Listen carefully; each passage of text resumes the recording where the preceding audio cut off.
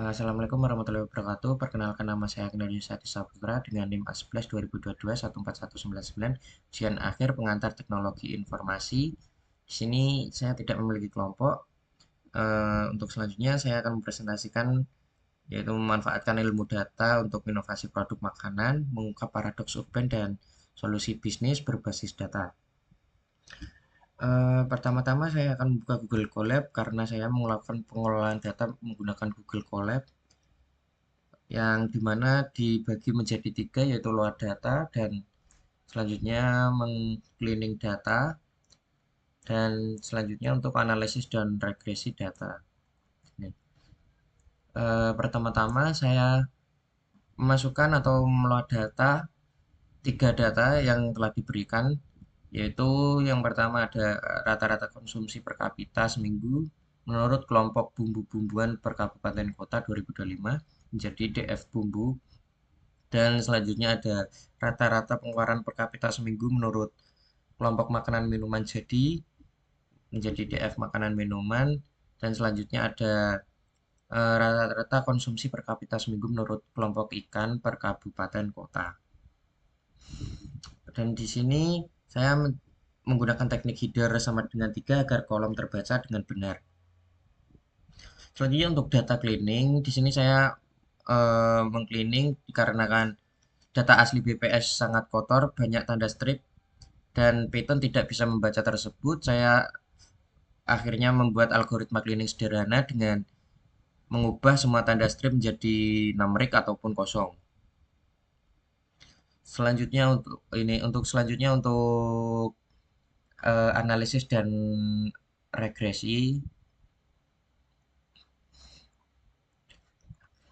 Nah, ini untuk hasil dari analisis dan regresi. Di sini saya menghitung total konsumsi dan eh, konsumsi per kapita untuk setiap kotanya dan hasilnya bisa kita lihat di tabel berikut-berikut ini. Nah, di sini tabelnya terbagi menjadi 6 ya. Ada yang top dan bottom, terdiri dari top dan bottom. Yang pertama top 10 untuk total konsumsi bumbu-bumbuan, selanjutnya ada bottom 10 untuk total konsumsi bumbuan dan seterusnya untuk makanan dan minuman jadi. Nah, ini untuk bottom konsumsi makanan minuman jadi, selanjutnya by total konsumsi ikan dan selanjutnya untuk bottom total konsumsi ikan. Untuk tabel makanan jadi, nah di sini kita lihat untuk kota Jakarta Utara dan Jakarta Selatan konsisten berada di urutan teratas dan pengeluaran tertinggi.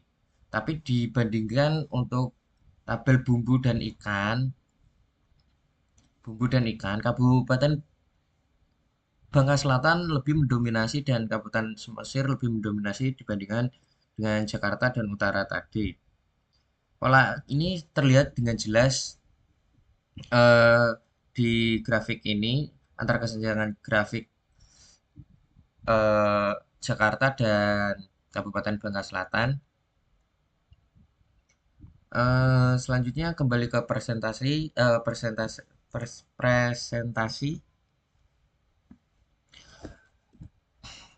Mengapa kita membahas ini? Analisis data BPS karena kami menganalisis ribuan data menggunakan konsumsi dari 515 kabupaten ataupun kota di seluruh Indonesia. Disparitas signifikan, data menunjukkan perbedaan ekstrem dalam pola makanan antara komunitas perkotaan dan pedesaan.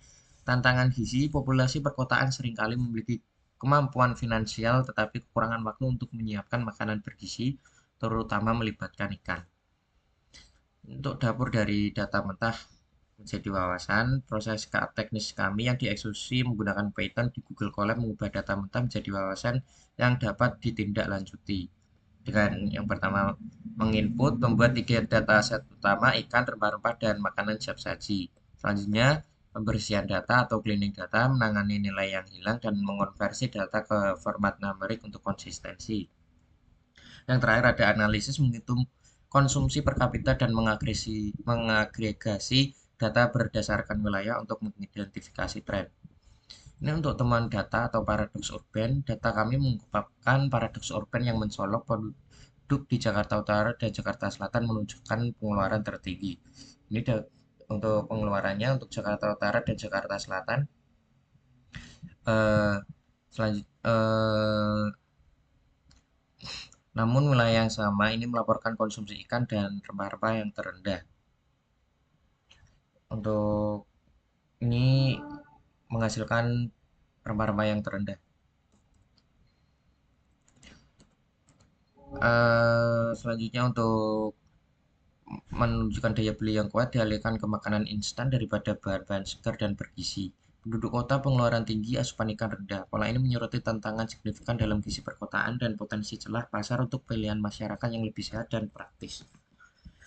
Selanjutnya ada temuan data 2 kearifan masakan lokal, Human Sedutan dan Samosir. Wilayah-wilayah ini memimpin dalam konsumsi ikan. Ini Human Hasanuddin dan Samosir. Wilayah-wilayah ini memimpin dalam konsumsi ikan dan rempah-rempah, menunjukkan budaya memasak di rumah yang semarak.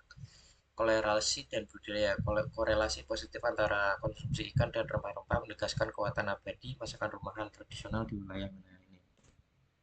Selanjutnya ada peluang bisnis, yaitu menjembatani kesenjangan. Tantangan perkotaan penduduk kota ingin makan sehat seperti masyarakat pedesaan, tetapi gaya hidup mereka yang serba cepat tidak menyiapkan waktu untuk masyarakat tradisional. Selanjutnya ada pasar yang belum terjamah, ada peluang signifikan untuk merajut pangsa pengeluaran masakan siap saji mereka lebih dari 250.000 dengan alternatif yang lebih sehat. Selanjutnya ada target audiens. Pasar utama kami adalah para profesional pekerja yang sibuk di Greater Jakarta, yaitu urban spenders. Selanjutnya saya akan memperkenalkan ide usaha, yaitu Nusantara Express Kit, makanan ikan siap masak dalam 7 menit. Filet ikan tongkol premium dipilih karena popularitasnya dan dikemas dengan vakum, praktis untuk menghilangkan bau amis. Bumbu halus segar, cita rasa otentik misalnya kunyit, asam, dan rica untuk membangkitkan kenyamanan masakan rumahan. Ketika ada kenyamanan maksimal, dirancang untuk mempersiapkan cepat, sempurna untuk makan malam setelah bekerja. Pameran produk Nusantara Express Kit, representasi visual dari inovatif kami dirancang untuk menghadirkan cita rasa tradisional yang sehat kepada konsumen perkotaan yang sibuk dengan kenyamanan yang tak tertandingi. Sebenarnya ada dampak dan visi. Yang pertama ada pertumbuhan berkelanjutan, mendorong kebiasaan makan yang lebih sehat di perkotaan dan mendukung industri makanan lokal. Yang kedua ada ekspansi pasar, memasuki pasar besar yang kurang terlayani dengan produk yang tervalidasi data. Yang ketiga ada memberdayakan konsumen, menyediakan pilihan makanan cepat, bergizi, dan kaya budaya untuk individu yang sibuk. Selanjutnya ada pengambilan keputusan berbasis data yang saya omongkan tadi. Data divalidasi. Model bisnis ini tidak didasarkan pada konsumsi, melainkan pada pola konsumsi real di 515 kota, memastikan fondasinya yang kokoh. Yang kedua ada solusi bertarget. Produk kami secara langsung mengatasi tantangan perkotaan tertentu, kurang waktu dan kenyamanan dengan potensi pasar yang terukur. Yang ketiga ada ilmu data, mengubah angka menjadi peluang. Menerapkan ilmu data memungkinkan kami mengubah data kompleks menjadi peluang bisnis yang jelas, mendorong inovasi di industri makanan. Eh, Sudah habis. Penutup, kesimpulannya data science membantu kita melihat peluang yang tersembunyi. Kita tidak lagi menebak-nebak apa yang diinginkan pasar ataupun apa yang dimau pasar, tapi kita mencoba membaca perilaku mereka lewat data. Dan sekian presentasi dari saya. Apabila ada salah kata, saya mohon maaf. Terima kasih. Wassalamualaikum warahmatullahi wabarakatuh.